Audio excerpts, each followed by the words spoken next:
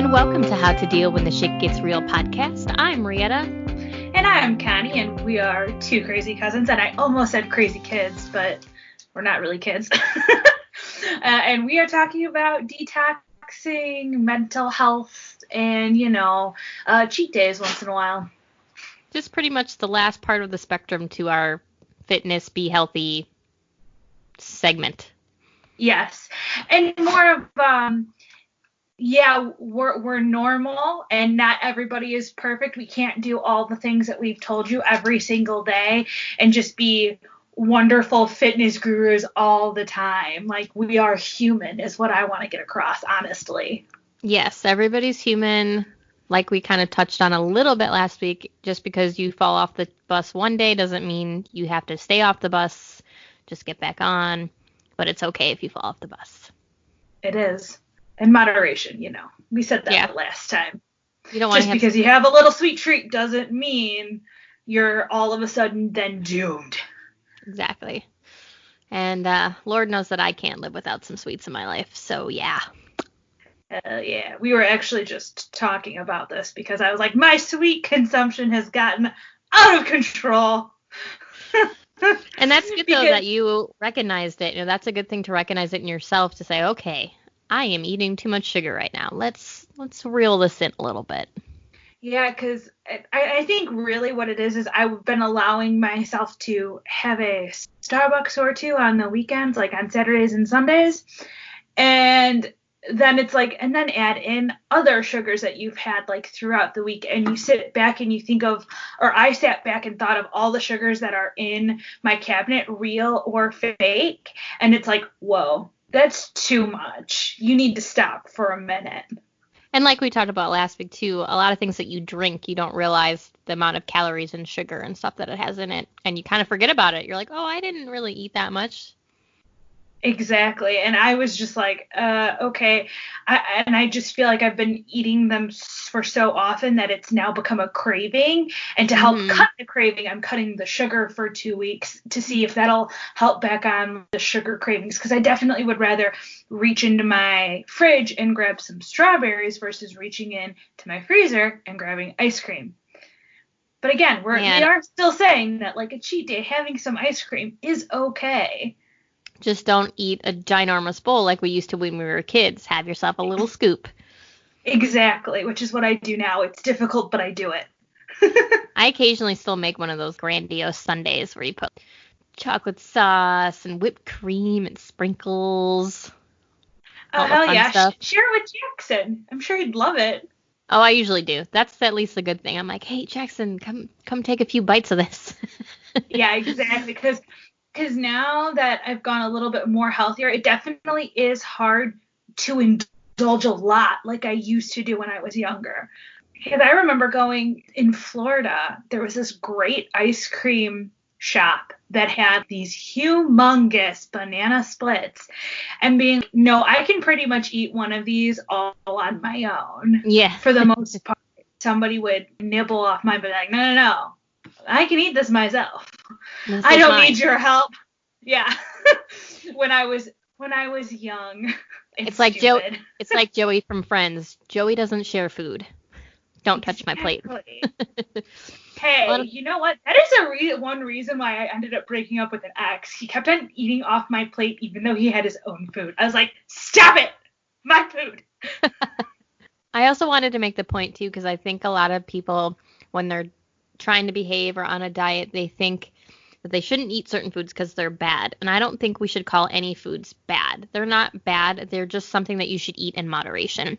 They're a guilty pleasure, like reality TV. Because then when you call something bad, every time you eat it, you're just going to feel guilty and you make yourself feel bad. And there's no reason to feel that. It is okay to have ice cream every now and then. It is okay to get that donut from that donut shop every now and then. And you should not feel guilty about it. It is not a bad food. It is just something you should eat in moderation. Yeah. And honestly, when I think about how I eat now versus a year ago, I know I eat so much better now, but now I pick apart what I'm eating. Oh my God, so much sugar. Oh my God, I was so bad this X day when I was quote unquote eating really bad, that used to be my everyday. So in comparison, not so bad. And there's no reason to make yourself feel that way. Mm-hmm. Obviously, you want to eat a well-balanced nutritional diet, but that does include eating things that you enjoy, because that's also a part of your mental health. If you are just eating things and you're not happy and you're miserable, like, what's the point? You have one life. Yes, you should live it healthy, but that doesn't mean you should never ever eat ice cream. Exactly. And that's why we've started easing off my quote unquote like fast and dirty keto that we've been on. Yeah. It's so that we can every once in a while have a bun and not feel like shit after eating a hamburger on hamburger buns. Right. And obviously, people that have allergies, this doesn't apply to you. If you have allergies and there's certain things that you can't eat and you have to cut it out, then that's a totally different story. But if you are not allergic to anything, or don't let anybody lead you to believe that you should never, ever touch a cookie again. That's not, life is too short. Eat the fucking cookie, just not every day. Oh, for sure. And also, good news for allergy people is I feel like I see more and more everyday alternatives for people who have dairy allergies and gluten allergies. They now have like a whole aisle in Jewel that's basically all gluten-free stuff. Yeah, and dairy allergies are very common because when you think about it, our bodies actually weren't really designed to process dairy. You know, the cavemen and all that never really ate anything dairy, so it makes sense that a lot of people have that allergy more than anything, because it's hard to digest. So yeah, I'm glad that there are a lot of alternatives. I love almond milk. I use almond milk in my protein powder, and it makes a perfect milkshake, quote unquote. You know what's weird is we've started drinking our coffee in a different manner, and it's all because of that whipped coffee. Have you seen it online? It's I've all seen the it. rage. I was gonna say Okay. it's been all over my IG lately. It's the new thing right now. Yeah. Yeah. Well, it's not exactly the whipped coffee, but we bought instant coffee to make the whip. We did. It was fine. To me, it's not, I like my coffee mixed with cream, just the whip. It's very powerful coffee, and it doesn't really mix very well with milk. That's just my own personal opinion of it. But anyway, I found a different version using the instant coffee that I really like, where I put some instant coffee at the bottom, a couple of tablespoons of hot water, and I mix it about to get it dissolved, and add almond milk. And it gives it's a much better flavor than just regular like milk and coffee. Yeah. Because that's how I normally just drink coffee. See, I don't know why, but it does. See, when I drink coffee, I pretty much either drink it black, I just brew it myself and drink it black, or I have a little bit of hazelnut sugar-free creamer that I put in there. So I'm super boring. That's how I drink my coffee. And it's decaf also, because I love caffeine, but it does not love me. So I try not to really drink it, at least coffee anyway. I can do pop and chocolate and stuff like that, but the caffeine in coffee is just too like, I can't process it. It's too much. Yeah, I wish I need to back off on drinking coffee as well. And I've tried, and I think I do drink less, because I think I used to be drinking 2 or 3 8-ounce glasses a day, and now I only drink maybe 1, sometimes a little less than 1. So that's better, but I'm like, I need to get it down, because I know that it's not, because of all the cream and sugar I put in it, I know it's not the greatest thing for me to be drinking, and it's, again, drinking those calories. I have not, if I drank that much coffee, I'd be in trouble. That episode of The Office was just on the other day. Have you seen that episode where they get like that new Nespresso machine or something like that? And they're like, let's try all the flavors. So they're all like bouncing off the walls, and then by the end of the day, they're all like sweating. They're like, what is wrong with me? No, I've not seen The Office or much of it. Me and Tom just started watching it, actually. But either way, that is not me at all. Tom drinks it through the night and still does not have problems sleeping. It's a miracle, honestly. Because after 6 o'clock, if I drink coffee, I will be up most of the night.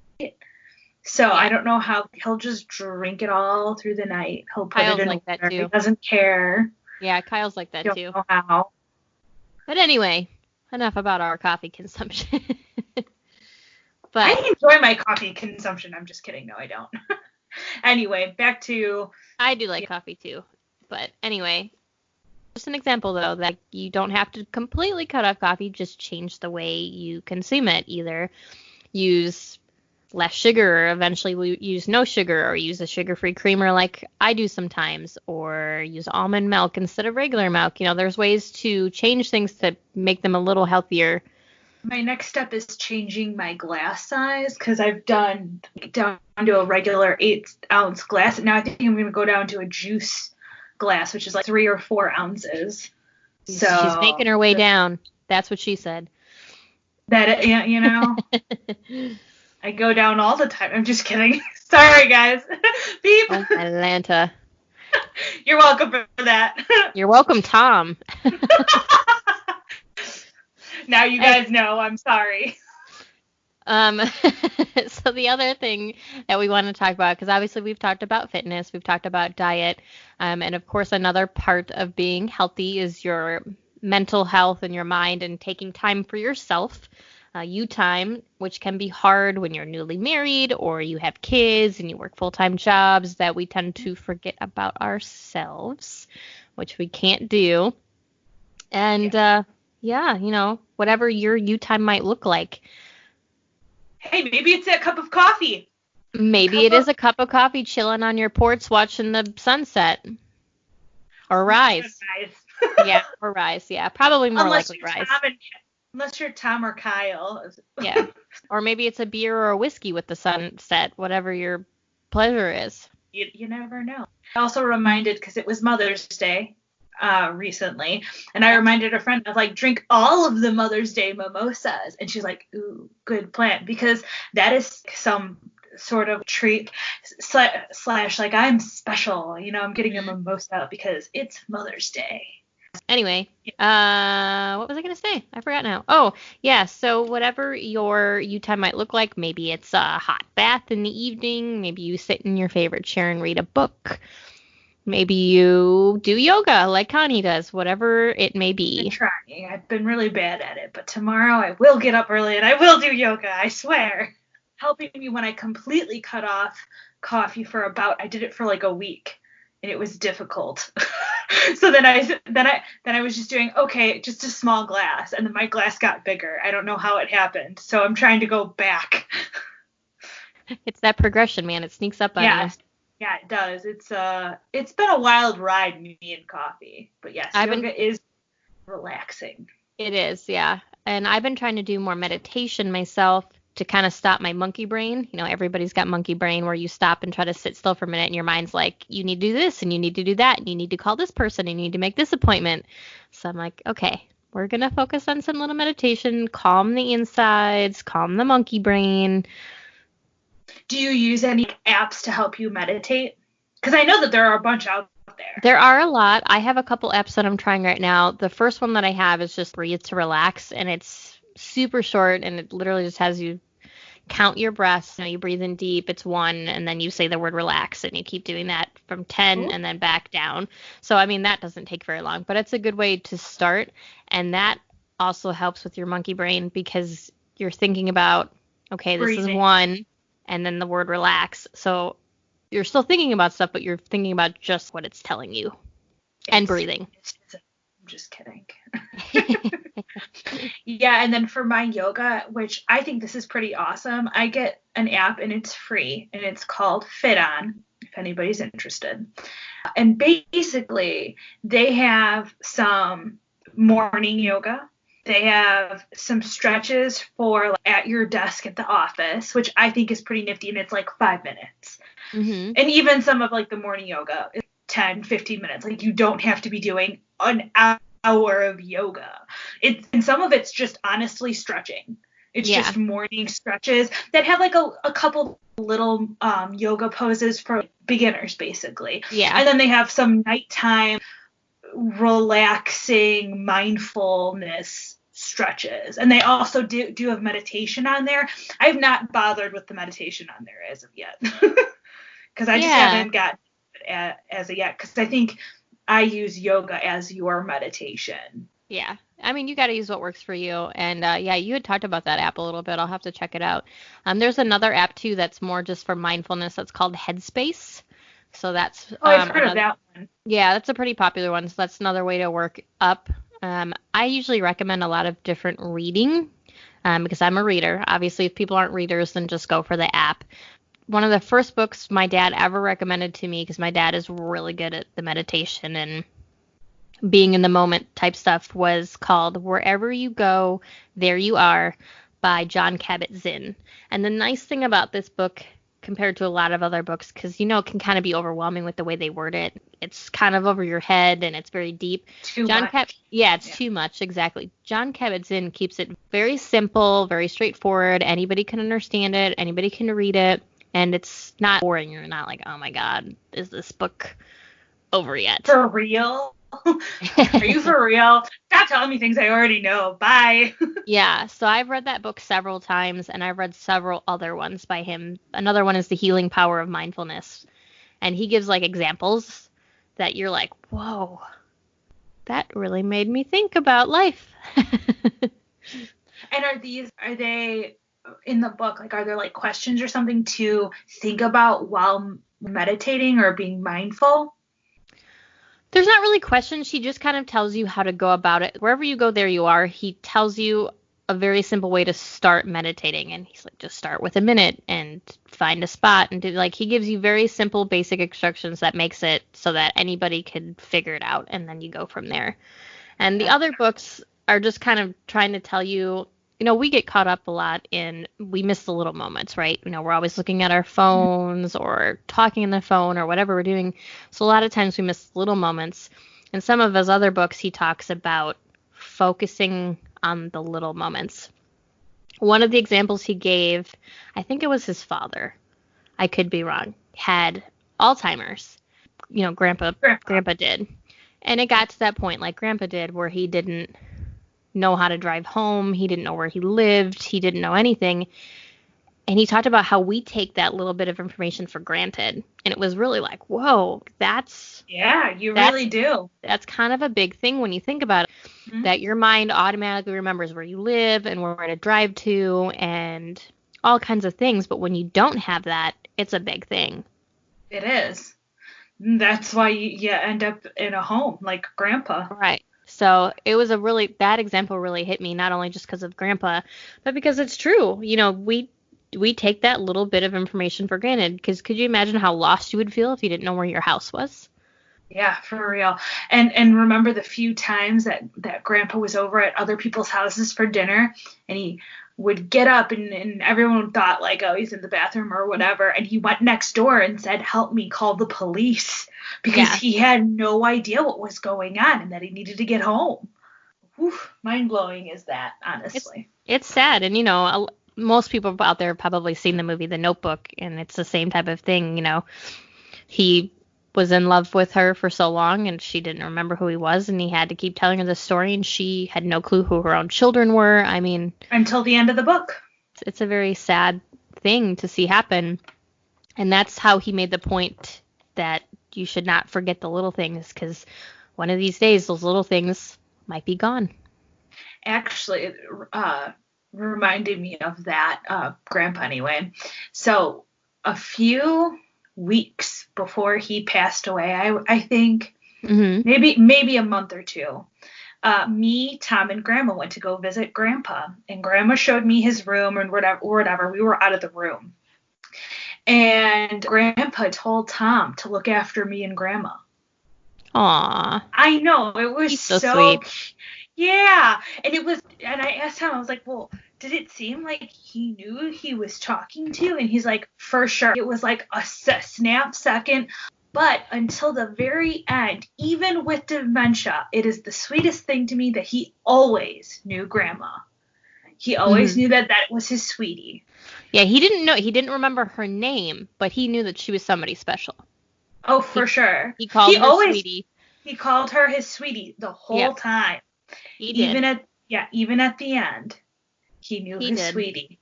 2 of our cousins went to visit him not too long before either, and he had a moment of clarity where he said to one of the nurses or something like, these are my grandsons. Oh, really? Wow. Oh, You yeah, know? yeah, I've heard that story. Yeah, so he did. He had moments of clarity for sure. Which is beautiful and sad all at the same time. It is. It is. So that's just your reminder to put down your phone, like we've talked about before. Be in certain moments. Watch your kids at the recital. Hold your husband's hand when you go on a walk, or your wife's. Hold your significant other's hand when you go on a walk. Talk about things. Look at the stars. Do the little things that you want to remember later in life. Oh, yeah, especially like on the weekends, I'm always okay. Like, I normally just put my phone somewhere. Yeah. And I don't really care if I answer the phone, because to me it's not normally super important on a weekend. Yeah. Or in general. And you're not going to remember the post you made on Instagram 10 years from now. You're going to remember the vacation you took with your family. Exactly. That's what you're going to remember. And that's what you're going to want to remember. And that's why when I've had my niece over a few times, a sleepover, she's 13 or 14 now? Something like that. Anyway, because all she does at pretty much every family party is be on her phone. So I'm like, okay, enough with the phone. And then I think, oh my God, I'm turning into one of my aunts. So it is a good reminder. And don't get me wrong, like, I am a picture taker too, especially being in here in Hawaii. I take pictures of all the beautiful things because I do want to have the pictures to remember, and you should absolutely take pictures. It's just a reminder to occasionally leave your phone at home and be in the moment with your spouse or your loved one or whoever. Apparently Flynn is agreeing with us over there. Yes, he is. He's like, oh, you're so sad. Oh. Hi. So he just wanted to be a part of the podcast, I guess. I guess so. So, Connie, what's something that you do at your you time that you do that's just for you? Well, it used to be getting my nails done, but that's clearly not happening right now, yeah. Yes. My me time is mainly reading for the most part, just because I like getting lost in other people's adventures. You don't have any of your own worries. I think I would take baths more often, but I find my bathtub is too shallow and not a great bathtub, because it's a tub, but it's a small tub for like a little kid. It's not a jacuzzi deep bathtub for an adult woman. It's not one of those old school clawfoot bathtubs. That is going to be in my next house, I swear to God. Me and Tom joke about it all the time. No, Kyle and I talk about that too. I'm like, one of the bathrooms has to have the old clawfoot ones, and one of them has to have the ones with the jets, like my mom has, the deep one with the... There are combinations of both of those. Really? Okay. Yeah, it is a deep-looking clawfoot tub with jets. I have seen them. They exist. I'll have to look. You could only get one. Oh, there we go. I would take baths as me time if I had a good bath. Yeah. But I don't. So I actually have like a little chair by a window in my house, and I sit down in the morning and I drink coffee, talk to Tom a little bit, and I read. There you go. And I do the same at night sometimes. Yeah, I like to read too. I love to take a good bath sometimes, and I also like to walk the beach since I have the opportunity to walk the beach. Oh, if I had the opportunity, I would be doing the same thing. Not as much right now, obviously. I mean, they are open for exercise now, so we can go back to doing that, but yeah, we're loosening the reins kind of, I guess. I know, they're kind of weird in Illinois as well, where like some things are open and different businesses are opening, but not everything. It's interesting. It's different. I don't know. It is, and I think especially during this time, because we are at home, it is still important to get your me time in there, especially because the kids aren't in school and they might be driving you crazy a little bit. Even though we love them, we need some me time. Yeah, and I don't really have that issue, so. Not yet. You will. Not yet. Just wait. Yeah, I'm aware.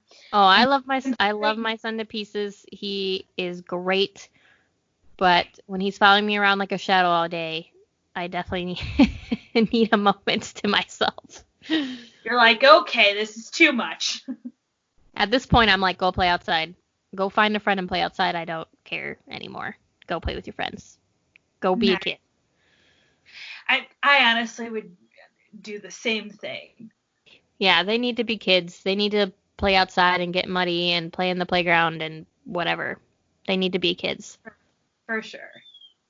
I just know for one thing for sure. So I was talking to Tom, and because we talk like normal human beings, and basically like this one story came up, and it was that a guy we know basically tells his significant other, they are not married as of yet, basically, go do it yourself. Do this yourself. I don't want any part of it. And I was like, I'm glad you don't talk to me that way, because she's struggling with, all the kids being home and stuff. Mm-hmm. And then he's going to be a douchebag on top of it. Lovely. Yeah, no, that's not nice. I was just like, I'm glad that, when we have kids, you're never going, you don't talk to me like that at all. Like, thank God. Mm-hmm. Yeah, I'm glad. If Kyle was like that, I would be slapping him. No, I'm just kidding. Luckily, kidding. Kind of kidding. Luckily, Kyle isn't like that either. He definitely comes home from work and he's like, what can I do for you? What can I help with? Like today, he's on leave, quote unquote, because he's on leave, but he can't go anywhere. So he's not really on leave.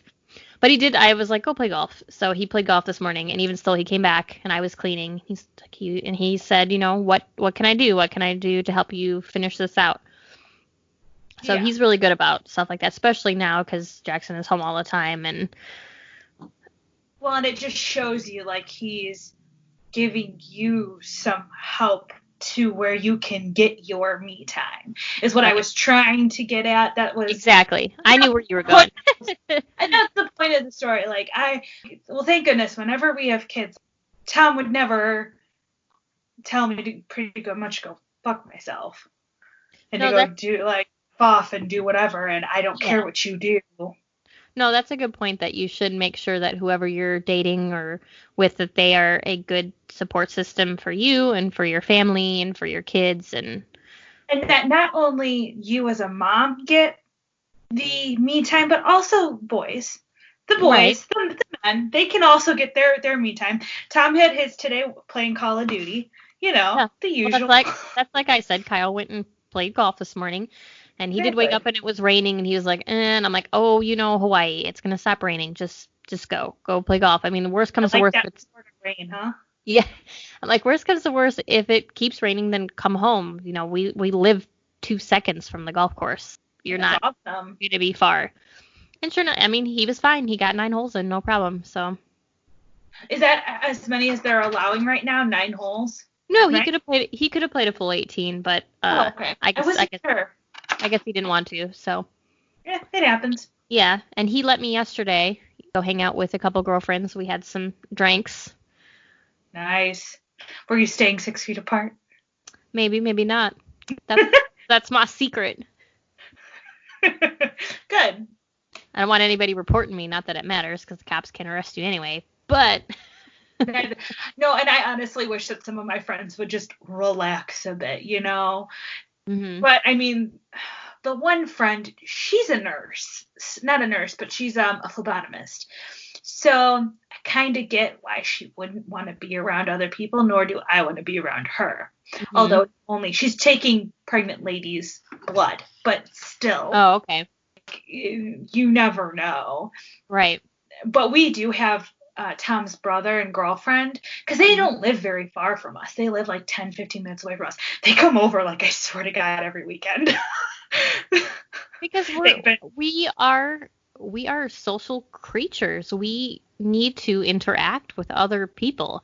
And yes, there is what we're doing now. Connie and I are on Skype together to record this. Yes, I can see her and we're talking, but it's still not the same as in-person interaction. We are social people. We like to hug and touch, and that's just how we are. Yep. I mean, please, we went to go, because on Mother's Day, we made brunch for the moms, but everybody was sick. So we went to go deliver them their food. Mm-hmm. And we did Grandma first, because she's 90, and Yeah. We're not taking any chances. And she was like, oh, you stop it. Come here and give me a hug. Because Grandma, I think she's honestly at the age of 91, or soon to be 91, where she's like, I don't give a fuck. No, like, she come doesn't. here, give me a hug. I don't care. Nothing's killed me thus far. We're fine. Yeah, exactly. Yeah, I actually talked to her today, and she said that two of the cousins and the two kids stopped by, and they didn't get out of the car. And she's like, I wanted them to get out of the car. I'm like, oh, I'm sorry, but at least they came to see you. She's like, yeah, it was really nice. They gave me cards. Aw, that is nice that they at least went to see them. But Oh yeah, I love that everybody goes and checks on her, and I mailed her some cards, and I call her, and you guys go and check on her. It's great that we do. Yeah, I just honest. I know none of the ants are being safe with Grandma, and I just at this point I'm like, I think it's okay. I think Grandma's okay with it because, like you said, Hey, she's we were 90. drinking, Grandma. We were having champagne. We were having mimosas. Good. Grandma. You should. I mean, Grandma's 90. She's lived a good life. I mean, if it happened, I think Grandma's under the viewing that if it happens, it was meant to happen. You know. Oh, for sure. She definitely is. She is just a very chill person as well. Yeah, she is. So. And that's another way for you to be mindful. Don't stress yourself out for no reason. Just chill.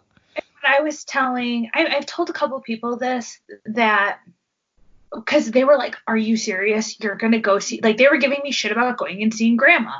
Or hell, I was helping my mom clean out my bedroom at the house. And they were giving me shit like, oh my God, you're going to infect them. I'm like, they invited me over. They didn't wear a mask. They didn't care if I was 6 feet apart. They insisted I give them hugs. If they don't care and they don't think it's an issue, why should I make them care? Like, why should I enforce this onto them? Right. Because I'm not the one that's really at risk. My mom would be the one more at risk, and my grandma would be at risk. And if they don't care, how am I going to force older people to listen to what the CDC has to say? It doesn't work like that. Right. And, it's honestly none of their business. The CDC is making these recommendations. It is a recommendation. There is not a law that has been written and passed. So this is all pretty much recommendations. And like Connie said, if the two parties that are involved are okay with it, then see your way out of it. It is none of your fucking business. I would rather go visit somebody and know that they were happy to see me and have interaction and know that it was good for them than to not go see them and they potentially commit suicide or something bad happened because I didn't see them. I would rather take that risk. Well, and it's all about what the other party or what the two parties feel comfortable with, because we were going to have my father-in-law and mother-in-law over for dinner in early April when this all happened, and they came back and they're like, we're just not really comfortable with it because at the time, it was a lot more like serious, and now we're starting to like wean off some of the stuff of the, social distancing and whatever else, closing everything down. And I was like, that's perfectly fine. If you're not comfortable with it, that's fine. If you are and you want me to come over to help you with X, Y, and Z, then I'll come over. Your choice. Right. It's up to you. It's what you feel comfortable with, and you just have to respect the other person. But yeah, obviously I didn't force them. I definitely didn't force them to come over. It wasn't like, no, you need to come over. But the point that we were getting at with all this, obviously we ended up back on COVID. We always end up on COVID somehow. Is just that's what happens when you have too much me time on your hands. Yeah, because that's what this is right now. This is a lot of me time for a lot of people. Exactly. But we just want to, people's mental health to me is more important than. I don't even know if I want to say more important, because I don't want to say this disease isn't important because it has had major effects on certain people's lives. I think this is a little ridiculous. I think we're being over the top. But I personally would rather, like I said, go check on somebody, make sure they're okay, make sure they're not alone, especially somebody like Grandma who's older and lives by herself, to make sure nothing happens to them or that they don't get depressed or suicidal or whatever it is than to be more worried about spreading this disease. Yeah. It's definitely, I think it's up to the person. Yeah, you have to take care of your mental health. If you're feeling stir crazy, then get out. Go someplace that you can go. Go put a mask on and walk. You know, you shouldn't even have to wear a mask outside. Just go for a walk. Go take your dog for a walk. Go knock on your neighbor. Like, you know, do something. And I actually finally got my friend to admit, okay, so like her birthday's at the end of May. I'm like, so we have social distancing. Like, why don't we go to a park? Mm-hmm. We can all be out in the park in the open air, 6 feet away from each other, hanging out and talking. And she's like, yeah, that's a good idea. Like, maybe we'll do that.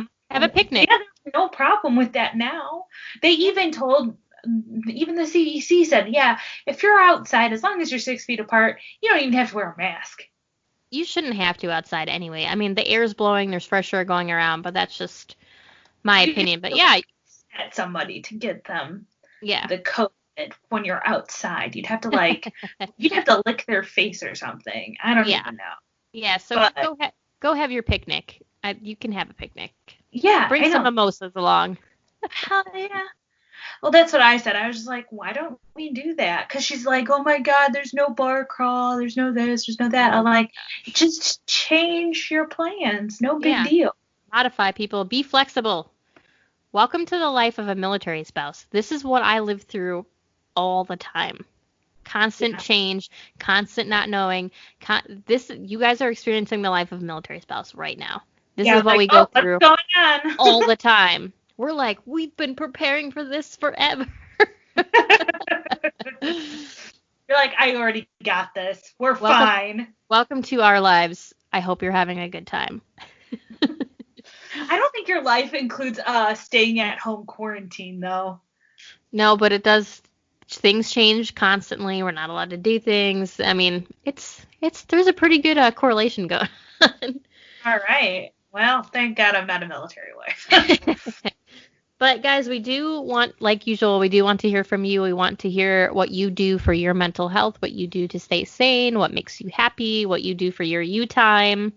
Honestly, that's why I came back to quarantine, because right now a lot of people's mental health is going on the fritz because you can't get out and do anything or the usual things that you would do for your mental health. Like, I used to get my nails done all the time. Can't do that so much. Have Tom do your nails. They might not look as pretty, but hey. No, I can do my own nails, thank you. I'd rather just do them myself, let's be honest. Oh, that's too funny. But, find different things that work for you. And like we talked about at the beginning with the cheat days and all that, don't punish yourself for eating something quote unquote bad. Remember that it's not bad. Everything in moderation. Don't give yourself a complex, because who needs a complex? You're just making life harder on yourself. Moderation. And that's what I'm trying to work on. I think we all are. Especially right now in quarantine. It's so hard because you're like sitting on the couch and you're like, I'm hungry. And then you walk over to the pantry and you're like, no, I'm not hungry. I'm just bored. Close the pantry door. But some people don't have that. You know what I mean? Like, because I've definitely said this to Tom. Like, you're eating because you're bored, right? You for sure are. Yeah. I know for a fact. You definitely are.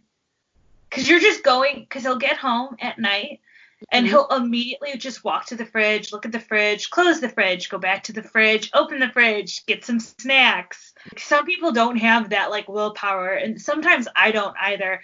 But I'm a little bit better than Tom. I'm like, no, we have to work on this. So I completely cut out buying the low-carb snacks that I used to keep at the house. Yeah. Except for vegetables. That's the only thing that you could snack on is like a cucumber at my house. No, I don't always have the willpower either. I'm not saying that I always do, but there's definitely moments where I'm like, I've been in this pantry 4 times now. Probably should. Like, gosh darn it, we gotta go do something else. Stop looking at the pantry. And it doesn't help either that my son's like, hey, I'll have a snack, and I'm like, oh, a snack sounds like a good idea. And I'm like, wait a minute, I don't need a snack. Exactly. I think also what's hard is by my house at least, there's a lot of fast food restaurants that are obviously still open because they have drive-through. And it's like, you could just go get some Panda Express. They have a drive-through. It's up the street. But I don't. but the thought does cross my mind occasionally.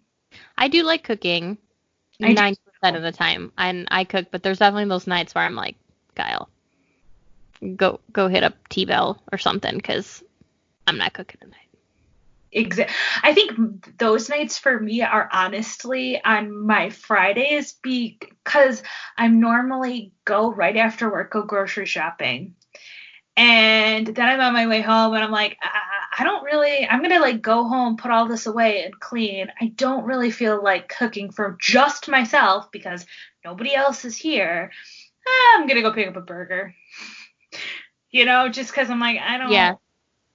See, I'm weird. I have a hard time justifying going to get fast food after I go grocery shopping because I feel like I have no justification. Like, you just went grocery shopping. You have a full fridge. Go cook something.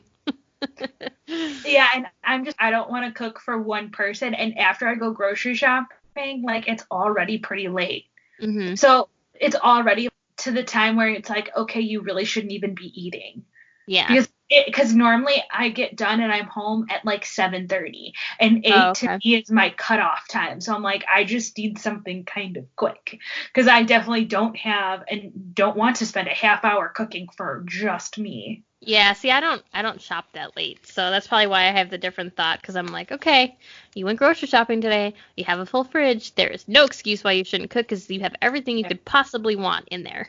Yeah, but I've only done that a couple of times, but it still is a thought. So now now instead to combat that, I now eat at like 5:30. Normally my work slows down at around 5, so I can go grab something from the fridge. Oh, there you go. So then I'm eating before, and then I'm not hungry after, and so then I don't have the thought of just go get a burger, Connie. It's fine. Go through the drive-through. See, we're all human, guys, including Connie and myself, and I'm a big fitness guru, and I still like cheeseburgers. I mean, who doesn't? Because I definitely do. But I did stop myself from buying buns this weekend because we had burgers, but instead I put mine on a salad. There you go. Just because, honestly, it was really because I went to the store and I went to like the bakery section and they really did not have any good buns. And I didn't want to just buy like the cheap dollar buns. Because if I'm going to have a bun, I want it to be a good one. Because I don't buy those often. I love the Hawaiian buns. That we're with the Hawaiian sweet buns. Those are so good. I don't even remember them even having the Hawaiian sweet buns. And then they did have brioche hamburger buns or whatever, brioche buns. Mm-hmm. But it was a fucking lot of money for 4 buns. It was $5. I was like, and aren't they huge too? Nope. I feel like those brioche buns are like super huge. No, these were just regular sized buns. They weren't anything crazy. And now we're talking about buns. Yes, I like big buns and I cannot lie. You're welcome for that. And on that note, I think we're done here. Enjoy your buns, ladies and gentlemen. Have a good cheat day. Have good mental health. Everything. Take care of you and not just your kids. Yes. Take care of each other. There you go. All right. Well, thank you guys for tuning in. I'm Rietta. I'm Connie. And thank you for listening.